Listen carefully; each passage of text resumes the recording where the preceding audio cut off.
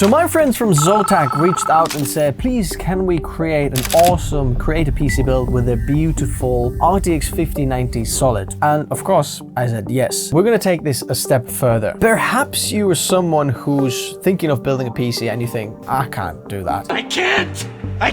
I don't know what the heck the parts are. Maybe it's best to go with a Mac because it's a little bit easier. Well, this video is for you because in this video, we're gonna be talking through all the parts. I will show you how to do it. We're gonna be optimizing the PC for your workflow, and I'm gonna give you some alternatives how you can save a ton of money and get similar or better performance for your budget. Now, if you're an expert PC builder and you think this is too easy of a tutorial, then why don't you share your experience and tips in the comment section below so everyone can benefit that. And this build is specific for video editing, but we're going to be talking about a little bit of different workflows as well. So let's go.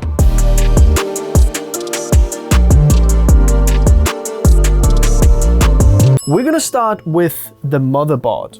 I'm gonna be using the Asus ProAd Z890 Creator Wi-Fi. What is a motherboard? Motherboard is the motherboard that actually links all the other components together. This is the playing field where all of the other bits are talking to each other, and the motherboard also offers you some of the features that you might need for your workflow. I've already used this one, so that's why I've got it not inside this paper sleeve. But when you've got it, take it out of this. You can put it on the side for a minute. Be very, very gentle with handling it because there's a lot of SMDs. They're like the tiny little bits on the motherboard, and you can shave them off if you like run it over some rough ground or something like that. You don't actually need anything else apart from the Wi-Fi antenna from this PC case. What you want to do is take hold of the motherboard and then lift it over so that this bit over here just slightly goes over the motherboard. Because as you can see, if I look at from the other side, you can see that this bit kind of sticks out a little bit. So if I put it flat on the box, it starts to rock a little bit. Or if I press down here on the RAM sticks, can you see? It like moves because that stick keeps it a bit away from the box. So I'll just hang this over slightly so that the rest of the board is better. So I can put something in and press hard on it and it's not going to bend or destroy the motherboard. Now, what are some of the things that the motherboard offers? Number one thing is the ports and features. Some of the motherboards have a lot of M.2 storage options. So for example, if we open this up here, you can see there's 1, 2, 3, 4 M.2 slots underneath here and a fifth one on the top. Because this is a Creator motherboard, you get a lot of ports and a lot of other features like an I/O. So if you're a Creator and you need 10 gigabit Ethernet, Thunderbolt 5, Thunderbolt 4, you might want to choose certain motherboard for that. Now, I would suggest that for motherboard, buy it a little bit thinking ahead of your workflow. If you're thinking, oh, I don't need maybe Thunderbolt for now, or I don't need 10 gigabit Ethernet for now. I don't need these fast USB ports for now. But if you think actually in about a year's time, I will need that and I can swap it out, changing the motherboard, it's possible, but it's very faffy because you have to really undo everything because that's kind of the middle ground where everything comes together. So highly recommend getting a good motherboard that kind of supports your future upgrades as well, which this really does. This is Z890 and the next generation of CPUs that come out with this are supported on this motherboard. So you have some CPU upgrades there as well.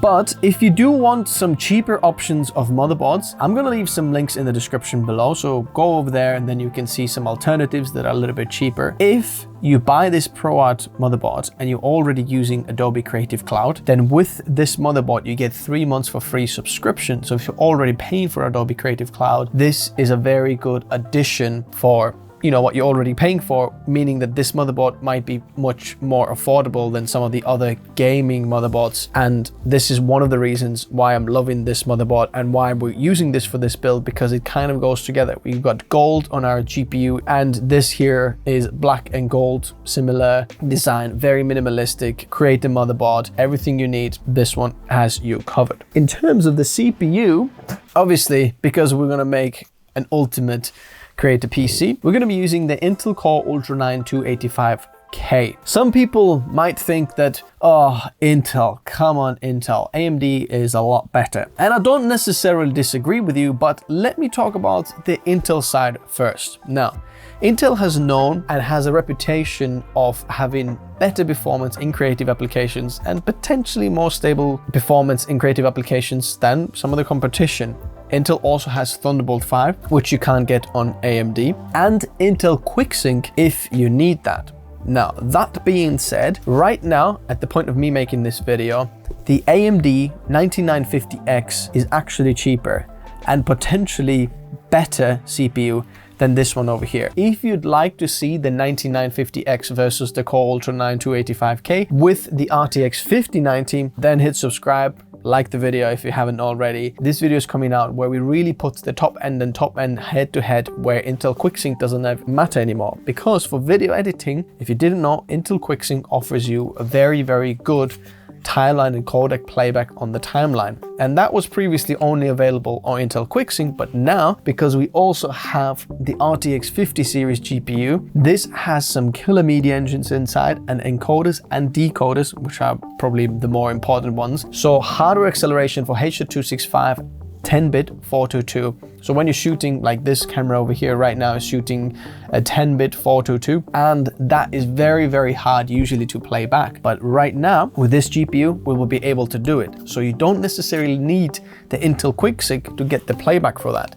And if you're going with the AMD 9950X, which is actually cheaper than this CPU, then also you have to change the motherboard. The motherboard will have to be the X870E, which might be a little bit more expensive, but you still get the Pro Art variant and looks very, very similar. And you get 3 months for free Adobe Creative Cloud, exactly the same on all of the Asus Pro Art products. But you might get a better performance if you need that and if you don't want to go with Intel. If you want some cheaper options, there are some available as well. And I highly recommend you checking out my best bang for buck guides that are in the video description below, where I'm going in detail about every single budget. So if you're thinking, oh, my budget is $1,000, $500, $5,000, there is something for you in there. And I'm actually mentioning products in there that I'm not using in this video, but the actual idea is exactly the same. And these will always lead you to the latest video. So even if you're watching this and thinking this video is a year old, 3 years old, they will lead you to the latest guides whenever you're watching this. So this is a CPU. So what does CPU even mean? CPU is a central processing unit. So this is where everything gets calculated. So if you're opening the programs, if you're playing back video, whatever you're doing, this guy is the brain that calculates it all. It's where the thinking, where all the calculations get done. So let's get that CPU installed. With your packet, whether AMD or Intel, you've got some kind of a latch in there, and try to peel it open, but be careful. Sometimes it gets a little bit stuck, and I have done this where I've kind of jumped it over and then that CPU has popped up, and then you might damage some of the pins underneath. You can see that the CPU in one corner has a little golden square, and then AMD has this exactly the same, but they might have it in a different square. As you can see, there's a triangle. Sorry, it's not a square, it's a triangle. As you can see, there's a triangle in the corner on the IHS as well. This silver thing here on the top is called IHS, Integrated Heat Spreader, because the actual CPU, the cores, are underneath there. And this is a very small chip where you've got lots of different things, and where you've got your cores and cache, and you might have heard cores.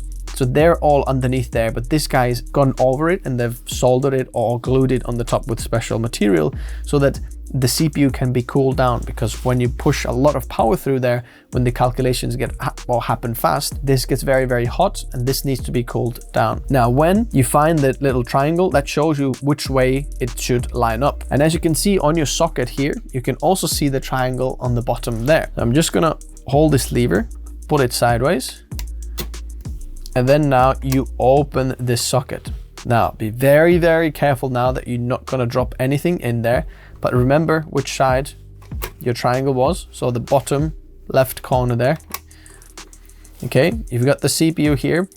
I highly also recommend not to touch the CPU. Now, I have already done that because I wanted to show you all these things, and I've used the CPU before.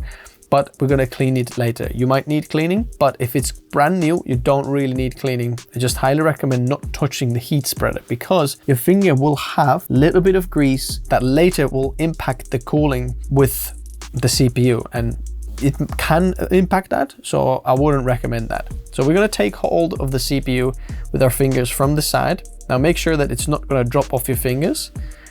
And then we just gently lift it into the socket.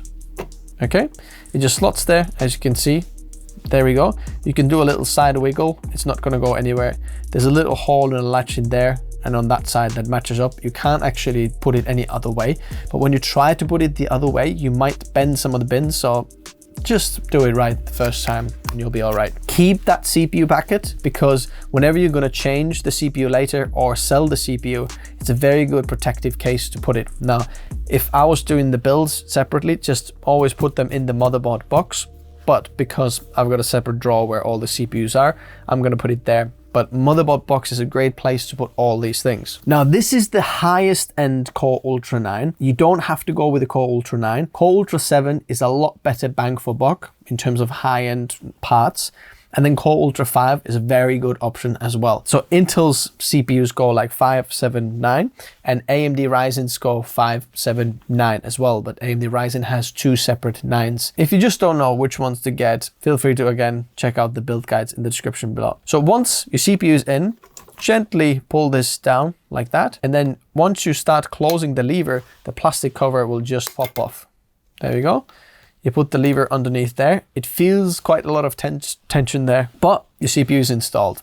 It's as simple as that. Let's talk about our video sponsor Zotac for a bit and their GPUs for the RTX 50 series, especially the solid design, which I have in here. There is also the extreme amp version, but I prefer this one more. So I'm glad they wanted to sponsor this. Number one, I gotta mention the aesthetics of this GPU. This is absolutely beautiful. It fits in the design of this in here. It's more minimalistic. I love the gold and gray design. It's kind of a pro art design. My opinion about pro arts, I've got a sweet spot for that. I just like that there's something for creators, different design, a little bit more optimized, and this really works for that as well. Aesthetically, so much better than last year, but that's kind of like my opinion. Second thing is Zotac's Ice Storm 3.0 design for the cooling. They have really improved the cooling.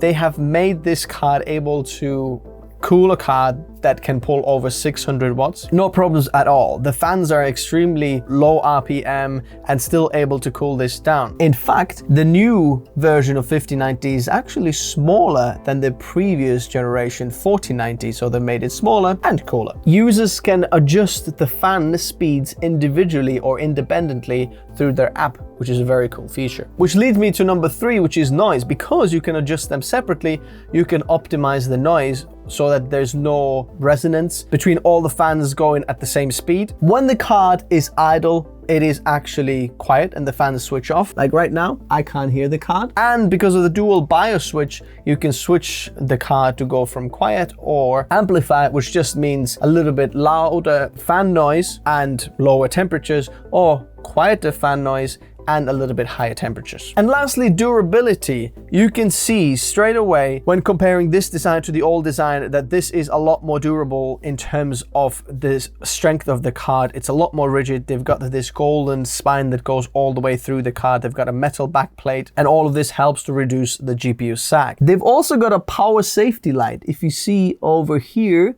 you can see this green light over there. And that is for this power cable. If you see green in there, that means that the power cable is plugged in correctly. If you see red in there, go check your cable. You might want to plug it in because you don't want it to melt. But they've also improved the connection. They've gold plated the actual pins in there, making sure that the connection is very good. You don't have any melting issues. Also, they've got a 3+2 year warranty in the EMEAI regions. So go check out Zotac and the solid design GPUs in the video description below. My favorite one is the 5070 Ti, which I'm going to talk about later on in this video because I think that's the best bang for buck. Go check them out in the description below. What next? 2 options. We've got SSD or RAM.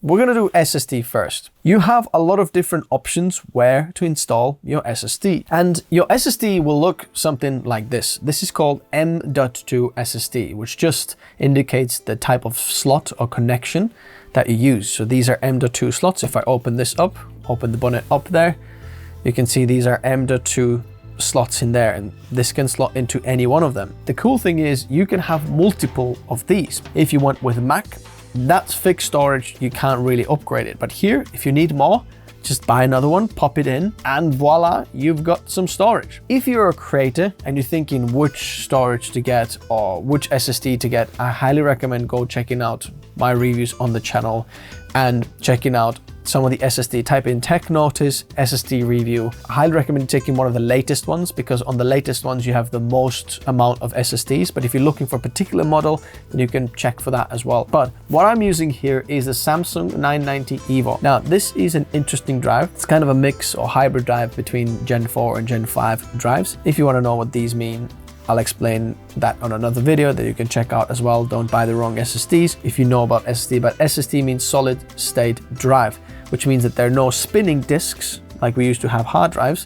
These are solid state. So these black chips over there, they're basically like tiny little memory sticks or memory kind of that goes in there.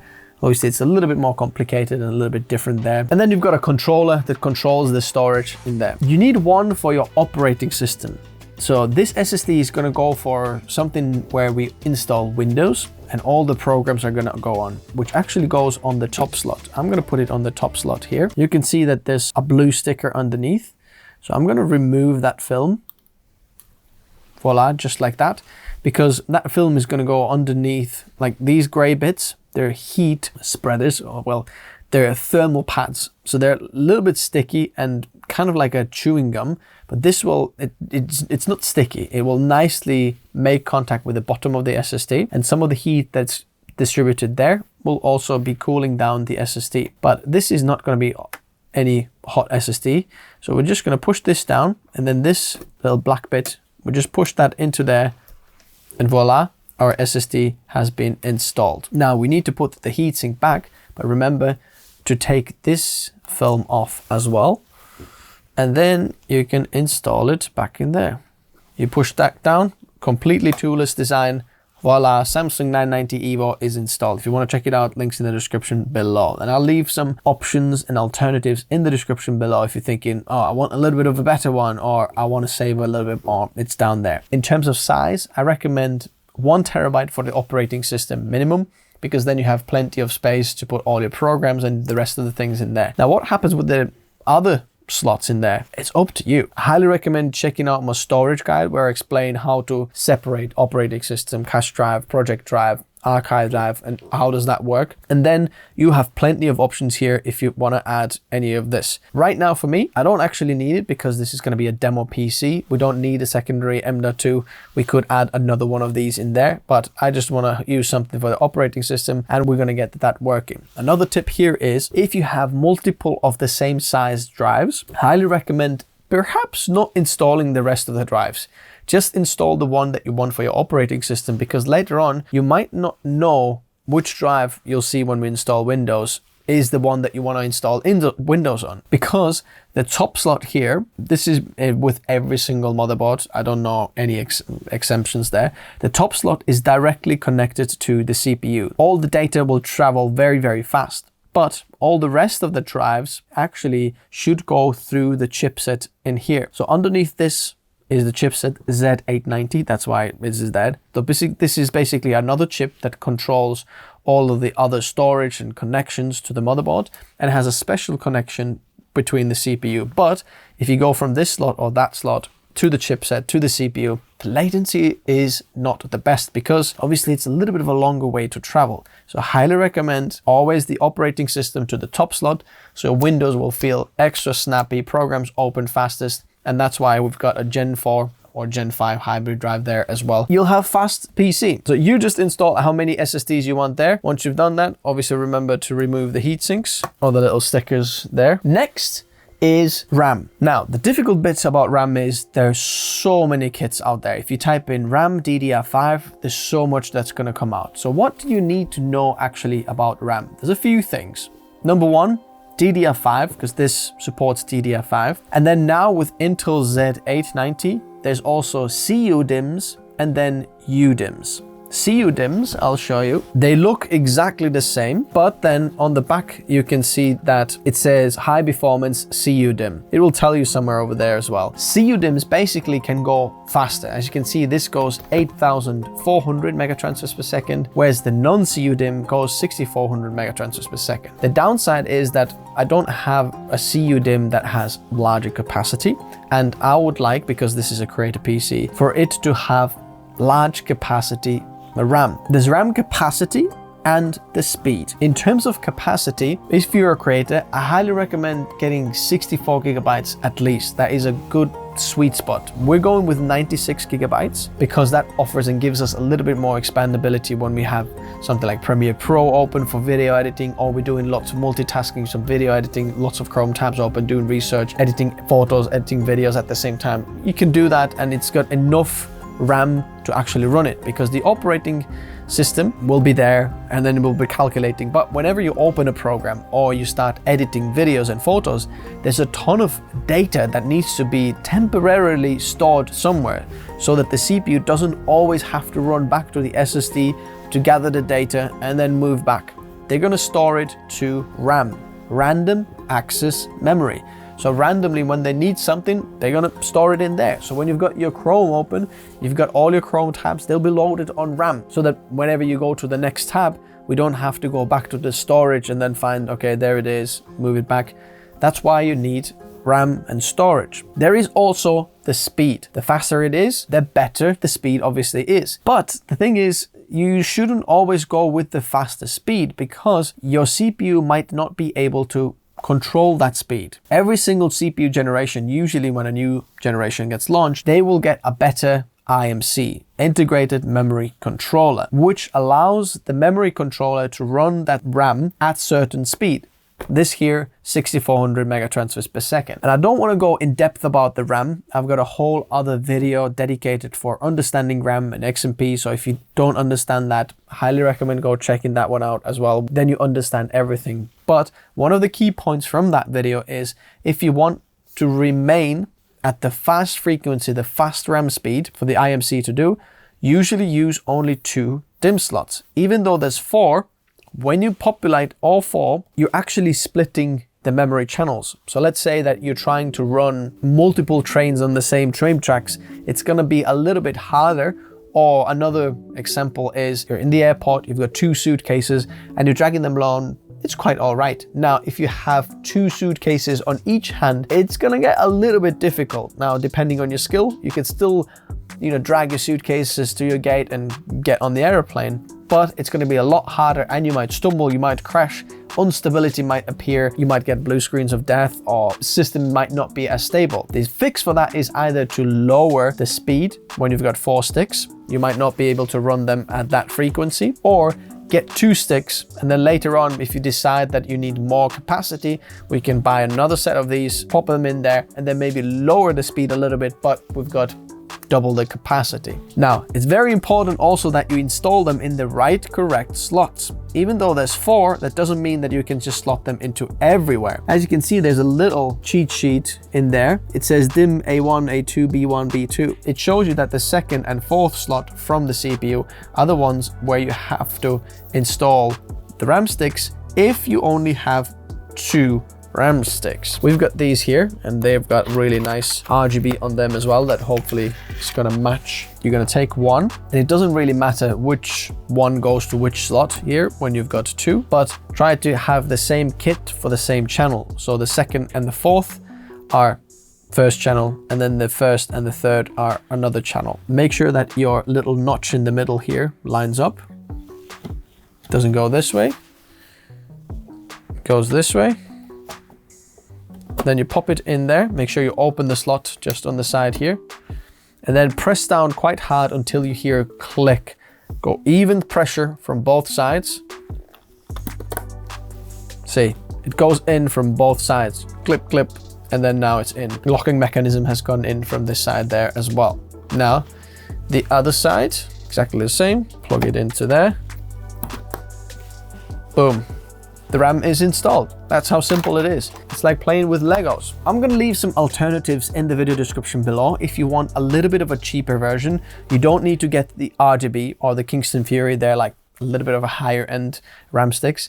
If you'd like something a little bit more affordable, there will be some in the video description below. Go check it out there. RAM section, you can see an upgrade and then a downgrade. You can get 32 gigabytes if you want to, but even the 64 gigabytes, it's not going to be that expensive and it's going to be a really nice sweet spot for you. Next thing is the cooling of the CPU. We're gonna have to somehow cool the CPU and install the cooler. There's so many different coolers out there. AIOs, which mean all-in-one coolers. So that means that you've got fans and liquid cooling all in one, or you have air coolers, air towers, like a Noctua air cooler where you just put it in there, you've got two fans, there's a big heat sink, and that takes the heat out. I want it to be quite special, so I've got quite a high-end cooler. This over here is the Trix Panorama, and we did a very special interstellar build with this. Since I've got another one,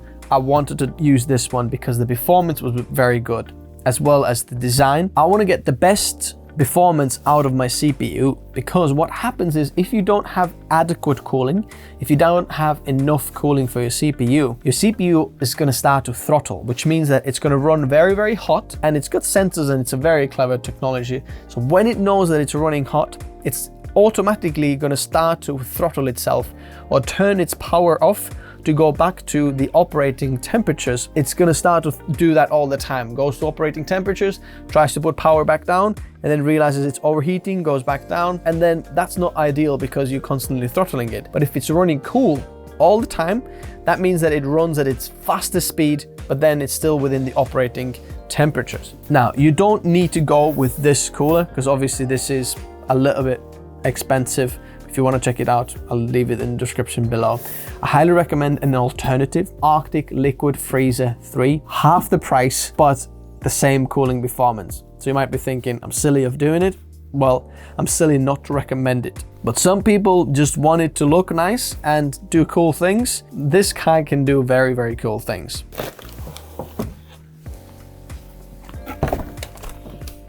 There is an accessory box there as well, which will be in here. There we go. What you need is getting some instructions and figuring out which cooler bracket do you exactly need for this. That's why you have the instructions inside. And even though I've used and done multiple PC builds, I always want to double check that I'm doing it the right way. So we'll look at it together. This is Intel and AMD. Obviously we're Intel platform. So that's what we are going to be checking out in here. So we need the back bracket, C, which is this one here. We need these, as you can see, which are these guys over there, the 1-to-1, so you can easily lie them over. There you go. Then there's two types of headers here. So Intel 1700 is these little knobs in there. And then obviously we've got the thermal paste. We don't need the special thermal paste because it's already got it pre-installed on the CPU. Cooler there, as you can see, that's the cooler that will later install into there. The rest of the things we can put back in this box. Now there's an extension for the fans as well.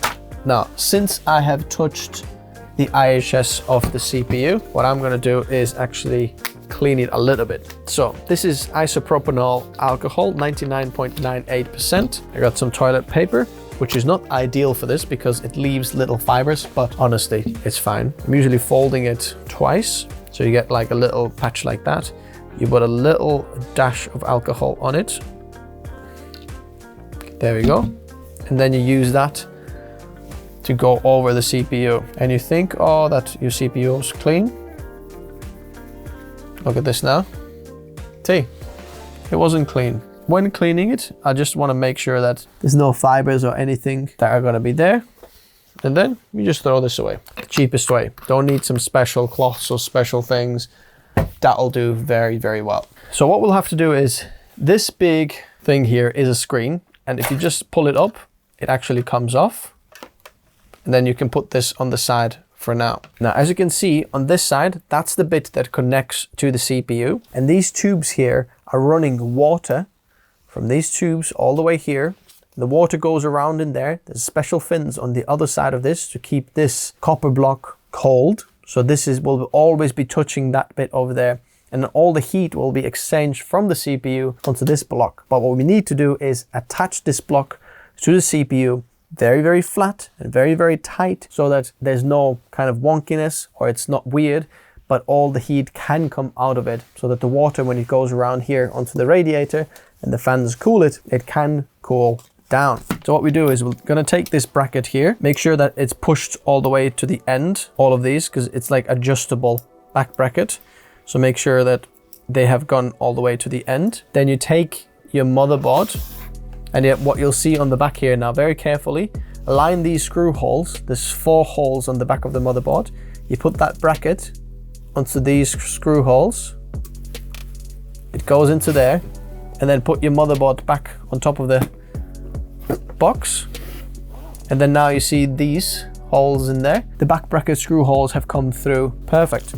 Now you take these 4 standoffs and then we screw them onto that side, which means that now it's not gonna fall out from the other side of the motherboard anymore. You just use your fingers and then screw them in over there. Okay. Now all of these 4 screws have been finger tightened. Just make sure you have these thumb screws as well in the end. Now what will have to happen is we're gonna have to take this cooler and then it's gonna go onto that over there, either this way or the other way. But if we haven't planned the build enough and we don't know where the tubes or which way they're gonna go in the case, we're not gonna do that just yet. So we're gonna take the cooler and we're gonna put that on the side as well, because now we're gonna have to take the case out. For the case, we're using no other than the Fractal North XL. There's North and XL. The XL is just a bigger version that offers a little bit of a better cooling solution, so I highly recommend that one.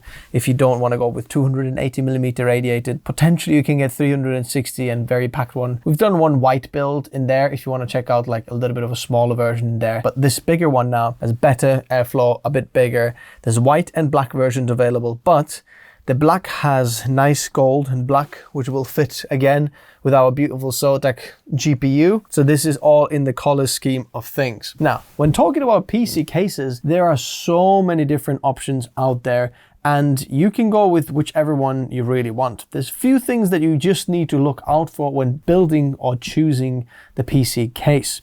Number one, make sure that it fits all your hardware. Sometimes your CPU cooler can be bigger, whether air or AIO, and you might not be able to fit it in there. I've done multiple issues like that before where I have to screw or saw something off because it just doesn't fit or it's too big. So make sure it fits. All the specifications will tell you on the website. Number two, if you want good performance case, make sure that it's got good airflow. By good airflow, it means that it's got enough fan space in the front, because actually this is just the grill. All the air can go through here from the top. As you can see, this is all mesh panel in there. And then in the back, it all gets exhausted out. So we've got plenty of airflow to actually get all the components inside the PC case cooled down very, very nicely. So now we need to tear the PC case down in order to fit everything inside. With this particular case, I'm going to show you how to do that. I'm going to leave a few alternatives, cheaper options in the description below, but I just love this design so much. In fact, the PC case is one of those things that actually make a PC look the most certain way or the other way. So choose the one that you like the most, but if you want nice, minimalistic, cool PC cases, I highly recommend Fractal. They've got some beautiful, more affordable options out there as well. But underneath here, if I just pull out, oh, there we go. And then now our front panel comes off. As you can see, there's plenty of airflow there and a filter in the back there. So all the dust can get stuck in there and we can clean it if needs be. Then we're gonna take the top off. There's a little nubbin or like a leather bit in there. Just pull it from there. And then now the top pit comes off as well. As you can see, good for airflow. Now we need the glass out and then the back panel out as well. There's 2 screws in the back. There are thumb screws. We just do one and the other off on the top and the same on the bottom. And then once you've done that, you just pull the glass towards the back and then the glass comes off as well. And then the same with the back panel. Now, when everything is open like that, it's much easier to build inside the PC case. Every single PC case has its accessory box where there's a few little screws in there. So we're gonna open that up. As you can see, there it is. Now, this PC case has an extra panel on the side here, and there's a little screw just in here that can be removed with your fingers as well. If not, use a screwdriver, and then you pull it sideways, and then this can come off as well, so you've got more access to all of your parts inside there. I highly recommend laying your PC case flat like that on the table, so then when we put the motherboard and other bits in, you can slowly start to build it all inside the case. What I want to do first is upgrade a little bit the fans. Now, there's nothing wrong with the included fans, but I want to have something better. I've got just the guys for that. Noctua. This is actually going to fit a little bit with our gold theme. I know this is brown, but we're going to have like a black and gold, and we're going to swap all the fans out for these Noctua fans because they are one of the best fans that you can have on planet Earth. So these are the 140mm ones. These are the NFA 14X25. There's usually two sizes of PC fans, really, the most common ones, 120 and 141mm. So these front fans in there are 340mm fans, but we're gonna swap them out with these fans in here because they are much better in terms of airflow and quieter as well. Now you actually need a screwdriver. So I will just undo these screws on the top there. It's best to do that when you've got the other parts of the PC still loose and you don't have anything else inside the PC case. So there's more space to do that. This takes a bit of time, but it's very simple. We'll just undo all of these screws, which will be sped up. Now, as you'll see, the bottom screws for these fan screws, we have to access from the other side. So you can either put your hand in through this side there, or I'll have to pop the whole case upwards, which is possible as well. We're going to take these beautiful fans out. So then literally the screws go back into the same holes. As you can see in there, they line up, make sure that they all go exactly in the same places, and then screw it back in.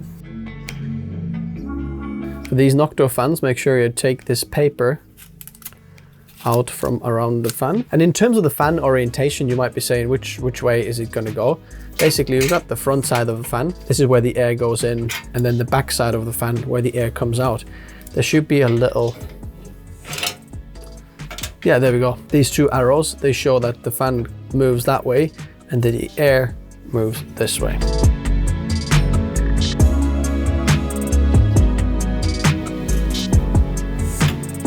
Three 140mm fans now installed onto the front. Now I'm going to take the other one out from here as well. And hopefully that we can install on the back here.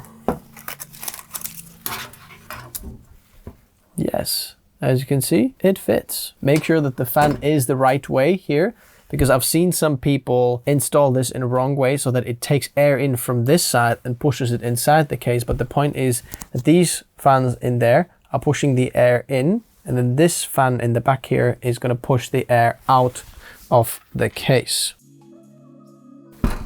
Now, I'm going to put the PC case down flat. And I already realized I installed this fan the wrong way. Oh, actually, no. There is one in there, isn't there? Yeah, that's gonna go just into there.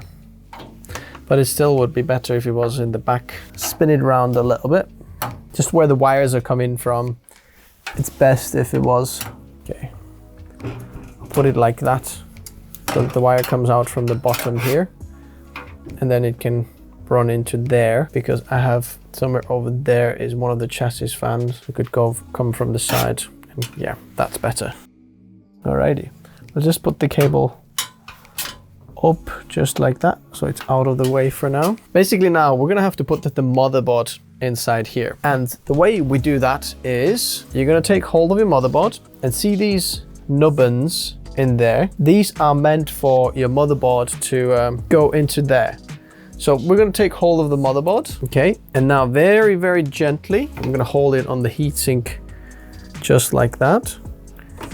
So very, very gently now, don't drag it, but push it. There we go. So it lines up with these screw holes just in there. And remember that fan header? What we can do with that is that's just going to pop into that hole right over there. Pop. And look at that. That's gorgeous. Cable hidden very, very well. Now, you need some screws to screw the motherboard in all over the place. So these screws there, then the motherboard's not going to move anywhere. You're going to find these screws inside the North XL accessory. So this is the case accessory box. And then there's all sorts of screws in there, but you're going to have to find the right screws. So these are the small screws, but with a little bit of a thicker thread. Try to not leave any loose screws anywhere. But if you don't know if this is the right screw, take one of the screws and then try it. Yep, it's the bigger one, the bigger thread. If you're using this case, it's the one with the mushroom head. And you need 1, 2, 3, 4, 5, 6, 7, 8 screws for that. Now this middle screw there is a nubbin, so you can't put your screw into there. Our motherboard is installed, so you can lift it up. Voila, it stays in there. Next, we will have to figure out the cooling. And for our cooler, we want to put the cooler in there so that the cool air will come in from the front. It will be exhausted out from the top. But before we're going to do that, I actually highly recommend installing your PSU first. By PSU, I mean power supply unit. For the power supply, I have the Be Quiet Pure Power 12 1000 watt power supply. And it also is PCIe 5.1 compatible, which means we have the 600 watt power cable for our GPU, which we need for the Zotac RTX 5090 solid. That's gonna come, it's gonna be very, very gorgeous. When choosing the power supply, there's a few things that I would recommend you to do. Number one, if there's a warranty for 10 years, then you know it's gonna be a good power supply. If it's more than 10, obviously even better. Now, this is a little bit of a cheaper option of the Be Quiet power supply because it's non-modular. And by non-modular, I mean that every single cable is already attached. But it doesn't matter. Obviously, you've got your power cable in there. But this is one way of saving money because you can have power supplies that have all of these cables as an extra so that you can plug in which cables you need, and then it's going to be a little bit cleaner PC build and so on. But for us, we're just going to leave them down there anyway, so it doesn't really matter for us. The GPU that we're going to be installing in this build needs at least 1000 watt power supply as a minimum requirement. Let's talk about the power usually, because I've seen some people say that, oh, this power supply is going to explode the PC because it's too powerful what you need. It's not actually how this works. The wattage on the power supply, PSU means power supply unit, by the way. This means how much power the power supply is able to deliver. It's not that it pushes the power to your components, it's rather than the components are requesting the power from the power supply. If the power supply doesn't have enough power, there's nothing to give. In this case, it needs plenty because our GPU alone can pull 600 watts. Then our CPU can pull roughly about 300 watts if we wanted to. So as you can see, we get to that 1000 watts very, very fast. Obviously, this is one of the more affordable power supply units for this build that we're going to be using. There's a lot more expensive ones available, but I think this is all right for now because I'm looking for a quiet build that is also very, very powerful. The efficiency rating is 80 plus gold, which is not particularly the best, neither the worst. There is also platinum and titanium available. So if you see 80 plus platinum and 80 plus titanium, what that means is they are more efficient power supplies. By that, I mean they don't waste as much energy. So let's say they need to supply 1000 watts to the PC, but they have 92% power efficiency. It needs to pull more than 1000 watts from the wall the extra 8% that gets lost, they need to pull more than 8% from the wall that you're gonna pay for, and then it gets delivered to the PC.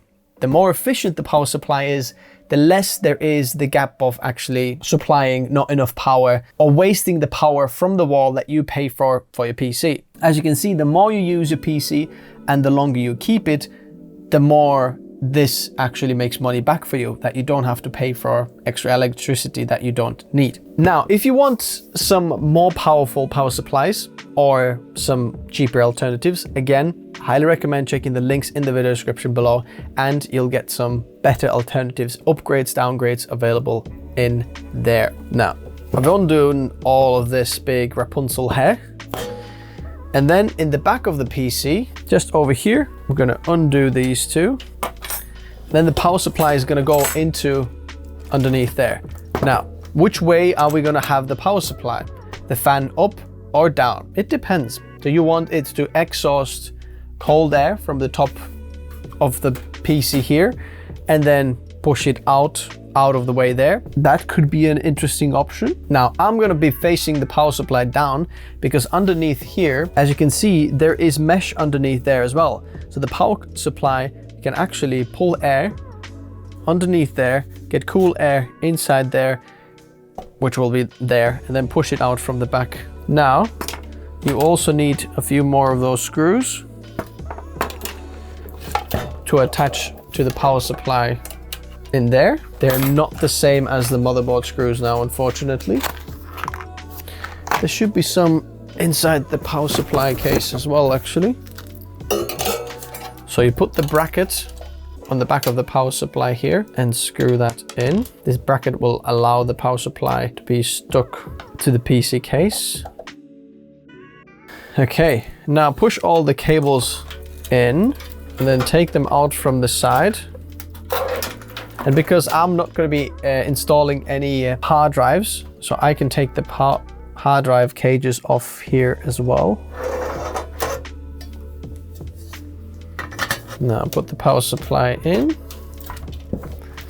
and then push that into the back there. Now it's just these two screws, and then that holds the power supply tightly to the chassis. I do need to use a bit of a screwdriver here. There we go. Now it's in solid. If you ever need to clean the filter underneath there, obviously because it's pulling air in from the bottom, it will be dust in there. You can easily clean it just like that underneath there. Now, what we have happening in here now is there's a whole ton of cables, and how do you know which goes where? So firstly, we need to find CPU cable. It's nicely labeled there, CPU. And if you find one, push it through that top slot just like that. Then you should find another CPU cable and push that through the top as well. So I'm gonna push them two cables up from the top. Then we've got this big cable that has the most pin. There's 24 pins in there. This one, push through the top bit just over there.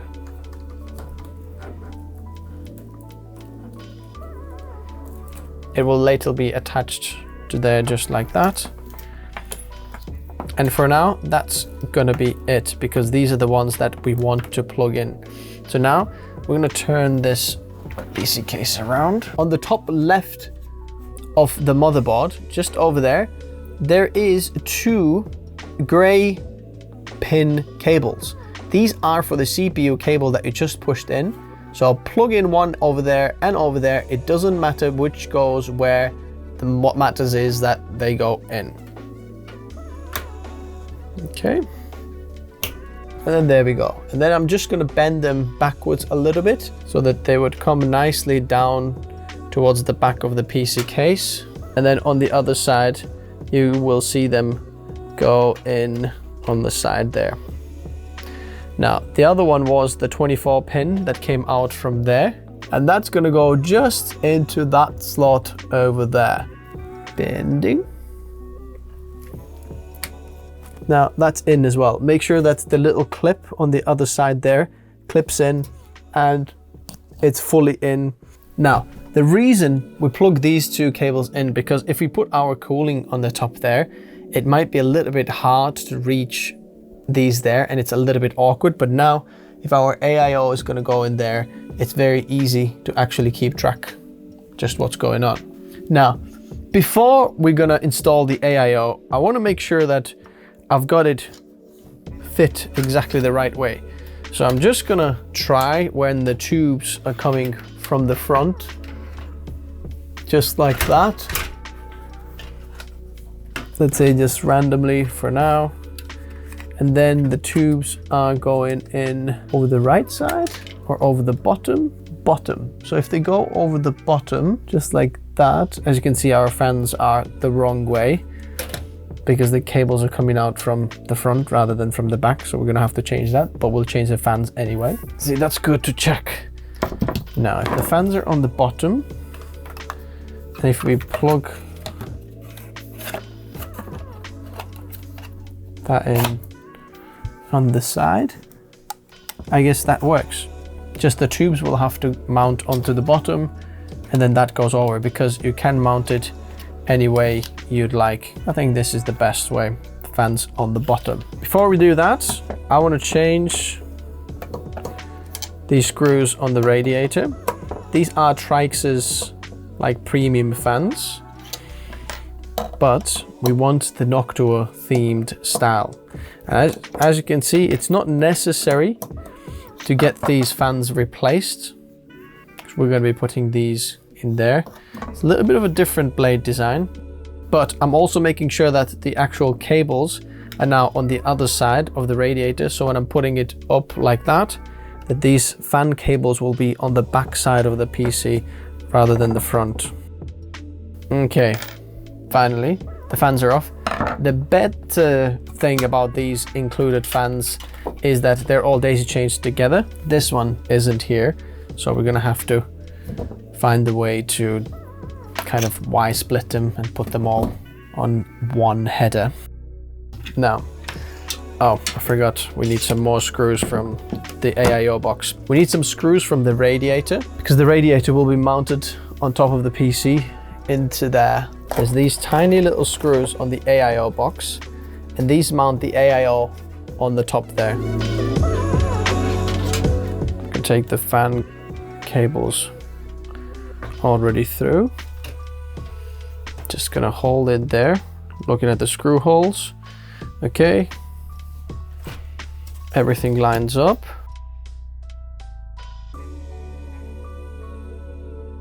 Okay, once two screws are in, the AIO kind of stays there. This is the radiator.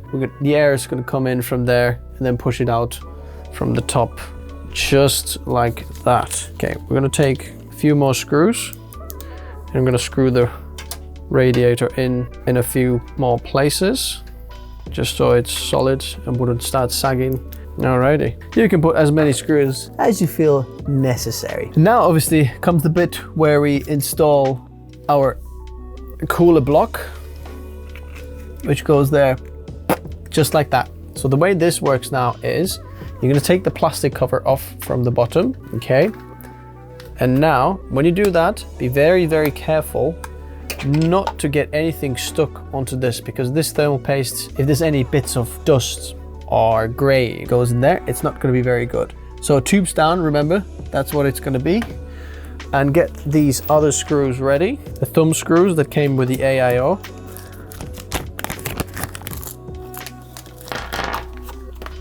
Because they are going to go into there. Once you've stuck your cooler onto there, I actually recommend putting the PC case down, because it's going to be easier when it's laid flat, because then you can keep pressure on it and don't peel it off anymore, because you don't want it to peel off the CPU, okay? Just get some of these screws going, one side and then the other side. Okay, the idea now here is that we don't want the cooler to make contact with it like kind of in an awkward angle, because then you're just going to squish it out, or you want it to kind of go down and make contact exactly the same way, equal way. So the four corners, we want them to kind of push down equally like that, rather than like one way and the other way. Then it's not going to make the best contact, or it might squish the thermal paste out in a weird way. So now you just go around and then tighten all the corners slowly down.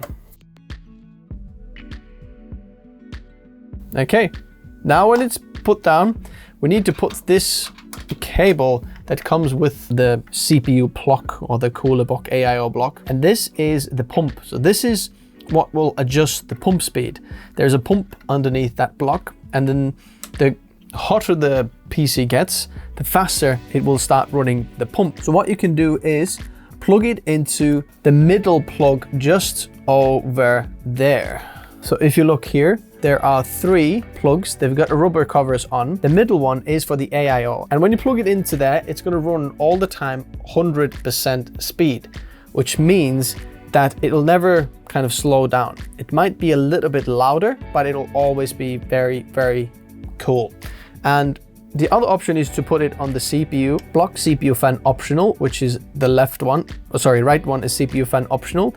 The left one is CPU fan. So these are adjusted according to the CPU temperature. The CPU gets hotter, then if we plug these fans on the top into these headers there, they will adjust the speed of these fans according to the CPU temperature. When CPU gets hot, these fans start to spin faster and then cool the radiator, and then the pump obviously will go here as well and then cool the whole thing down. For the best cooling performance, you want to have your AIO pump running all the time at 100% of the speed. Just constant water flow all the time going through the block. There we go. You can just try to hide the cable somewhere down there so it's nicely hidden. Then we need our fans on the top there, because we've got 3 fans. We need a Y splitter, which comes in the box, the accessory box in the middle, and there we go. It's a Y cable. So basically what this does is makes one header into 2, and then we can plug 2 fans into there,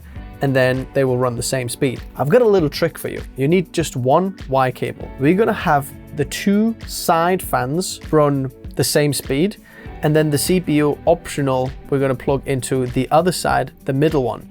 So I'm hoping that the motherboard will adjust the CPU and CPU optional slightly differently, or I'm gonna make the curve in the BIOS slightly differently so that the middle one will have slightly different fan speed than these both sides, which mean that in theory, we should be even quieter. If all of those fans run exactly the same speed, then they're gonna start to have resonance. So just a little tip, when you have lots of things running exactly the same things, it's kind of like harmony. Rather than one person singing, it's like a choir singing, and you want them to be a little bit quieter. So we're going to separate them into separate things, and then they'll sing quietly. So I'm going to plug the Y splitter into there and then push the cables through this little rubber grommet so they go on the other side, and then we'll continue on the other side.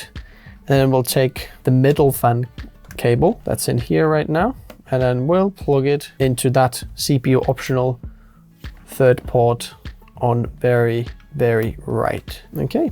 That's that. The rest of the cable we can push onto the other side. And that's that. Then we have our screen for the cooler block. What we'll have to do is undo this USB 2.0 cable. Make sure that the cable just comes from the side. There's like a little opening for the cable. And when you push it back in, then we can take all of this cable nicely around there, push it through the rubber grommet, and then we'll deal with it on the other side. Let's pop it up. And then all the excess cable of this will all push onto the other side, so it looks nice and clean all around this area there.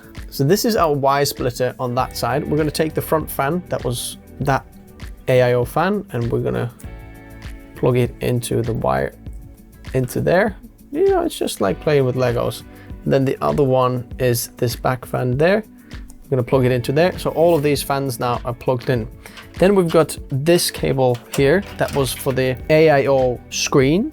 We're just gonna push this out from down there, and then make it come up in the middle like there. And the AIO pump here is gonna go to this black header just over there. This is USB 2.0 header. Don't get mistaken by this header on that side. But that's got black plastic all the way around. And on our cooler that was here, obviously the cable goes, remember, on the back. And there's one corner that's not with the pin. So without the pin corner, that goes on the bottom right corner. And then you just plug it into there. Bob is your uncle. Then if we're coming back to the other side, there's few cables we can see here that come from the PC case. They're from all the way from the front. So I'm just gonna undo this to kind of separate them at first a little. So one of these cables comes from the fan hub that's on the top there. And basically this will help all the front fans to this over there. And we're gonna plug all of our front fans that are just over here, all the 3 cables for the knock-through fans, we're gonna plug them into there, and then we can have just one cable onto the motherboard that adjusts them, which is kind of like going in contradiction with the advice I just gave you about all the fans having separately, but I'm showing you both ways how to do it. If you want to plug all of these fans onto any of the motherboard headers separately, you can do that as well. And if you want to do that, there's lots of fan headers or chassis headers on the motherboard. You can see they're exactly the same as the 3 headers that we plug stuff in on the top there. And then there's some on the bottom here, there's one on the side here. It's the same. All the fan headers, they're exactly the same. It's called PWM headers. One over there, any of the chassis fans you can plug in. But our case on the top here, as you can see, it has USB Type A ports and Type C ports. And on the other side, we have 2 cables that control them. So this a bit skinnier header here is the USB-C header, front panel USB-C. And then this one is the USB Type A header. Now we need to plug them in onto the motherboard. So the skinnier cable, push through just underneath the big thick cable to the other side, and then we'll deal with it over there. And then the big one with a bit of a flat cable, 2 of the flat cables that come into it. This you can actually push through from the same place as well, just underneath the big black cable. Pull them onto the other side. And as you can see, our cables are here now. See if you can get the tubes out of the way. So this over there is for the USB Type C, the skinnier header. And then just underneath it is USB Type A, and that's for that cable in there. Remember, just match the notches and then you can just plug them in. Make sure you don't bend any of the wires. Okay, USB Type A. Now our motherboard can talk to the front panel USB Type A ports, and then the Type C cable, gonna plug just above it, just over there. And then look at that, sorted. Now we can move these tubes back down there. Now remember, we had these 3 cables coming from the front. We need to somehow now move them on the top there, but we need extensions for these. So you need just the PWM accessories, which can come from inside the accessory box of the knock-door fans. Don't mistake them with the low noise adapter. This will just lower the speed of the fans, so we don't want that. We just want these extension cables. They work just very simply. Plug one in, then the other one in. Then I had one from the included AIO, and now all of these we can plug in to the top there. And then the cable that comes from the top there, this one here, which has exactly the same fan header as we just plugged into there. If we just push it through this middle rubber grommet just onto there, and then you can see just over there underneath there is another PWM header.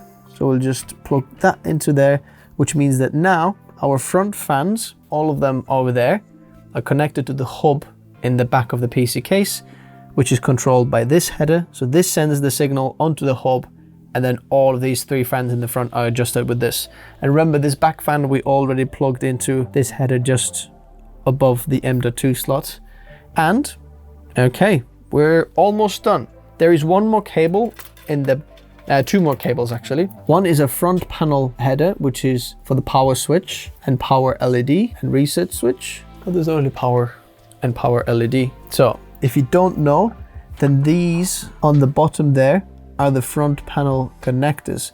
And we have to check the manual, what is what. So how you can do that is go online and type in Z890 So then under the support tab, we'll go to manual and documentation.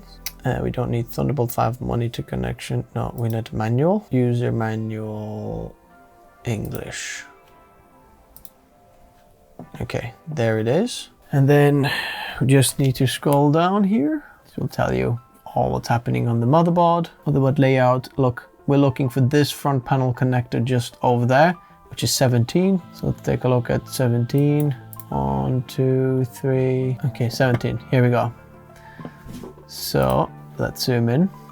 Here's our connectors. So what we can see is the top 3 and 4 are power button. So we're going to take the power switch, which is the to dual, where there's 2 kind of wires glued together. We're going to put that onto the top. Doesn't matter which way you're going to put it, because as long as you press the button, that just kind of connects 2 wires and then it turns on.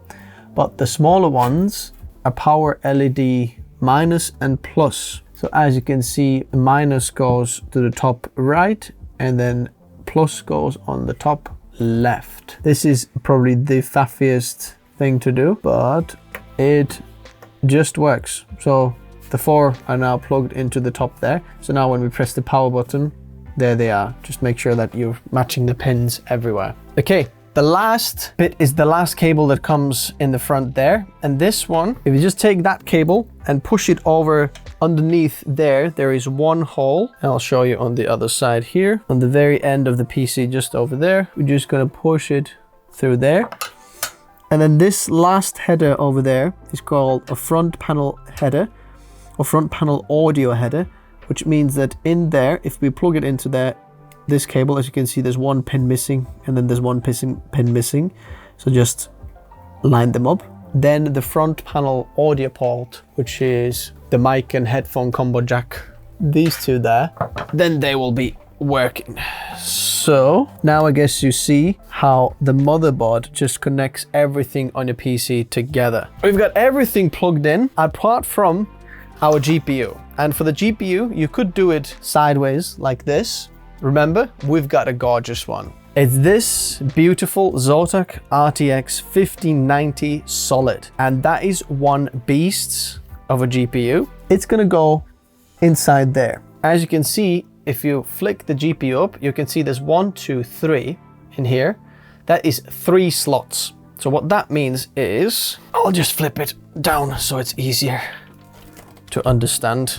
If you see on the back of the PC, just over here, 2nd, 3rd, and 4th, these are the slots, and I'm just gonna undo these screws in the back there. Okay, 1, 2, and 3. Take these cables on the side. Now these little slot covers, you can take them off. Highly recommend putting them in the accessories box of the case, so you're not going to lose them. And then now you take your GPU. This is the very careful bit now.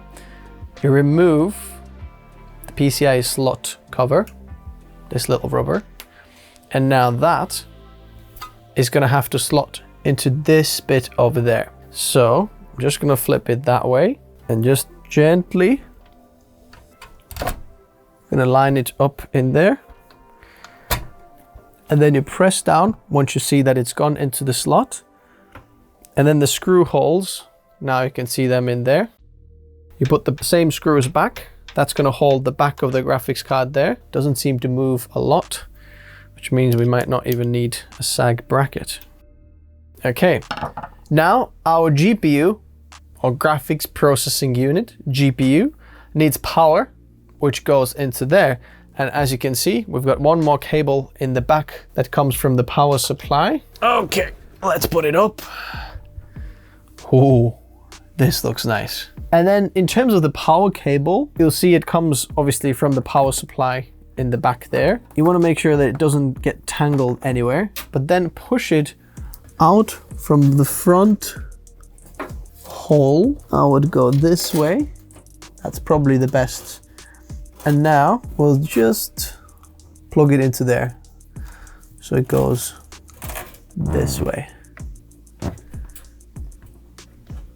Okay, and now we can just tighten up this cable a little bit more, and it goes just on the bottom. Now, before we're gonna start managing all the cables in the back, this is the moment of truth if we've done everything right and did it actually work. Take a HDMI cable, plug in the HDMI cable onto your GPU HDMI, the power cable that was inside your power supply case, or as I would like to call it, the kettle lead. If you're watching this in the US, obviously your side is a little bit different, but this side is going to be exactly the same. So you plug it in the back of the power supply there. We just switch that one off, plug the power in, there we go. Now what you want to do is plug in your keyboard and mouse. Now, when plugging in the keyboard and mouse, I highly recommend having wired connection for the setup, just because your Bluetooth might not work, or if you've got the receiver, that might work, but make sure that you are connected on the 2.5 gigahertz bit. I've got just the wire, so I'm going to plug it in the back of this here. And then we're going to go in the back of my keyboard, make sure that this is cable in the middle. I'm going to press go on the back of the power supply. So that's switched on. And I'm going to take my mouse and I'm going to plug that one in here as well, just somewhere in the back. And now is the moment of truth. I'm gonna press the button and see what happens. Let's see if fans and everything turn on. There we go. You might be plugged into your monitor and you're wondering what happens now. Like, what's actually going on? I can hear something's on. I can see that the fans are working, some lights are on, but basically these lights on the top there, if you can see, let's see, where are we right now? Okay, it's switched back off again. So what it's actually doing is training some of the components. Let's see if it turns back on its own. Yes, it does. Can you see the red light? Now yellow light. That yellow light is RAM training. So it's training the memory. It's trying to figure out if all of the memory, all the bits and, you know, all the ones and O's that are on the memory are actually online, then everything's working properly. So it's basically training itself to figure out all the components inside, what's going to happen. After the red, it should go to white. Yeah, can you see the white, which is the GPU? It's checking the GPU or the video output. If you don't have a GPU and you've got it, and then the green one means post, boom. And we've got the posts. Okay, now PC is built and everything is ready. This is the part one. Part two, we would really go into the software, Windows, BIOS, optimizing this whole setup. Now, I'm not sure if you want to see that. Please let me know in the comment section below if I should actually film that as well, how it all gets set up and how you do the second part. But hopefully you learned some new things in this first part. But there are a few very important things that I need to mention. Number one, the GPU availability. I understand that it's probably very bad at the time of you watching this, and I actually told Zotac that please can we delay this video a little bit longer because you know, most likely people can't buy these GPUs. We delayed it at least a month. I'm still not happy with the availability. Let me know what it's like wherever you're watching this from. At the moment when I'm watching this, it's not that great. And if you're wondering if, you know, I got all the GPUs that are out there, if you look closely here, there is this pink sticker. It says not for resale. These are basically just marketing samples, so I can't even go and buy them myself. At the same time, the good side of this, or you know, the positive side, is that it is going to improve. This is not a permanent solution. There's no like massive, I don't know, GPU mining going on where we're not going to see the GPUs even if they come available. It's just the production is slow and they're not just out there. But once they start shipping them, they're going to be available in the next couple of months. So that's the good news. If all of these GPUs will be priced according to the MSRP, here's a very interesting thing for you actually. If you're looking for the best bang for your buck, then the RTX 5080 might be a better option for you, because you're gonna get a lot more performance for the price point. If we actually gonna look at the pricing, and if they are priced accordingly, you might be able to buy two of the 5080s for the same price of one 5090. And at that point, things get very interesting, because if you're a 3D renderer, you're doing 3D, this is going to be a whole nother level. But the bad thing is, because of the GPU size, it's not going to fit in this motherboard, and in this case, you're going to have to go in a Threadripper system or, you know, maybe some other systems. Certain motherboards might have a different spacing between the first and second PCI slot, so you might be able to fit it in there. But at the moment, it doesn't even fit in this case. But what I'm trying to say is don't underestimate the 5080. Go check out the performance of the 5080 review. You can see that the 5080 is absolutely amazing. In fact, my personal opinion, the 5070 Ti is going to be the sweet spot because the 5070 Ti is basically a baby 5080. It's just a binned or cut down version of the 5080 GPU die. So that will be probably the most popular one among people. Number 3 is kind of good news, but bad news. The thing is, you might be mad as I am about the 50 series GPU, you know, availability. But the thing is, a lot of the creative softwares aren't still supported on the 50 series. Like, we're talking about Premiere Pro, DaVinci Resolve, Octane, Redshift, Cinebench, Topaz AI. They don't support 50 series yet. So even if you could buy it, you're not gonna get the full performance, which kind of means they're not worth buying right now. I'm hoping that that gets fixed soon. Let's console ourselves. So yes, in some ways this video is incomplete because I wanted to show you some benchmark to show how good this Ultimate Creator PC is, but I can't really because it's not fully supported yet. I could show you some benchmarks that are unuseful, but I want to see 422 10-bit for actually used. Now, I do have a video on the pre-release DaVinci Resolve out there, but go check that one out if you want, but it's still not available, if that makes sense. Oh, lastly, the most important thing is